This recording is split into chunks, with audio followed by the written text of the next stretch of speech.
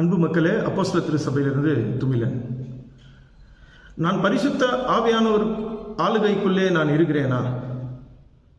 என்னுடைய சரீரம் தேவனுடைய ஆலயம் என்று வேதம் சொல்லுகிறது. தேவனுடைய ஆவியானவர் என் மீது தங்கி இருக்கிறார், அதனாலே நான் தேவனுடைய ஆலயம் என்று வேதம் சொல்லுகிறது.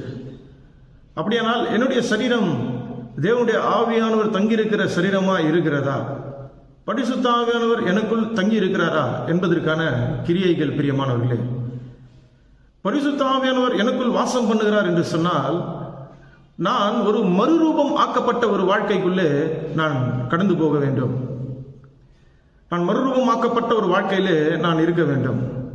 வேதத்தை அதிகமாய் படிக்கும் வாஞ்சை, வேதத்தை அதிகமாய் படிக்கும் வாஞ்சை, அதிகமாய் ஜெபிக்கிற வாஞ்சை, அதிகமாக தேவனுக்கு கீழ்ப்படுகிற வாஞ்சை, மனம் திரும்புதலுக்கு அதிக முக்கியத்துவம் கொடுக்கிற ஒரு வாழ்க்கை, தேவனுடைய வார்த்தைக்கு அதிகமாய் கீழ்ப்படுகிற ஒரு வாழ்க்கை, மன்னிக்கும் எண்ணம் உள்ள ஒரு இதயம், ஐக்கியத்திற்கும் சபை கூடுதலுக்கும் அதிக முக்கியத்துவம் கொடுக்கிற ஒரு இதயம், பாடுகள் மத்தியிலே கஷ்டங்கள் மத்தியிலே மகிழ்ச்சியா இருக்கக்கூடிய ஒரு இதயம், பிரியமானவர்களே, தன்னை போல் பிறரையும் நேசிக்கிற ஒரு இதயம், தேவனுக்கு எப்போதும் நன்றி உள்ள உணர்வோடு இருக்கிற ஒரு இதயம், தேவனை அதிகமாய் துதிக்கிற ஆராதனை செய்கிற ஒரு இதயம், தேவனிடத்திலே தேவனுக்கு பிரியம் இல்லாதது, தேவனுக்கு சித்தம் இல்லாததை எதிர்த்து நிற்கிற ஒரு இதயம், பாவத்தை முழுவதுமாய் எதிர்த்து நிற்கிற, பாவத்தோடு சமரசம் செய்து கொள்ளாத ஒரு இதயம். பிரியமானவர்களே, ஆராதனை என்பது தேவனை பாடுவதும் துதிப்பதும் அல்ல. நமது வாழ்க்கையின் மூலமாக தான் நாம் தேவனுக்கு ஆராதனை செய்ய வேண்டும். நம்முடைய வாழ்க்கையே தேவனுக்கு உகந்த ஆராதனை, நம்முடைய வாழ்க்கையை ஒப்புக் கொடுப்பது தேவனுக்கு உகந்த ஆராதனை என்கிற ஒரு கூர்மையான ஒரு சிந்தனை பிரியமானவர்களே. இவைகளெல்லாம் பரிசுத்த ஆவியானவர் நமக்குள்ளே இருக்கிறார் என்பதற்கும், அவர் நம்மை ஆளுகை செய்கிறார் என்பதற்கும், நாம் நமது சரீரம் தேவனுடைய ஆலயமாய் மாற்றப்பட்டிருக்கிறது என்பதற்கும் அடையாளங்களாய் இருக்கிறது. பிரியமானவர்களே, இன்றைக்கு சபைகளிலே ஒரு வஞ்சனை நடந்து கொண்டே இருக்கிறது.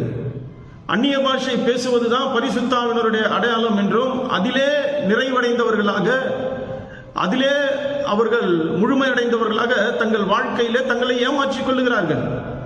ஆனால் பரிசுத்த ஆவியானவர் நமக்குள், நம்முடைய சரீரம் தேவனுடைய ஆலயமாய் மாற்றப்பட்டது என்று சொன்னால், எதுவெல்லாம் தேவனுக்கு பிரியம் இல்லையோ, எதுவெல்லாம் தேவனுக்கு சித்தம் இல்லையோ, அது எல்லாம் நமக்குள்ளே இல்லாதபடிக்கு நம்மை வழிநடத்தக்கூடியதுதான் பரிசுத்த ஆவியானவருடைய ஆளுகை.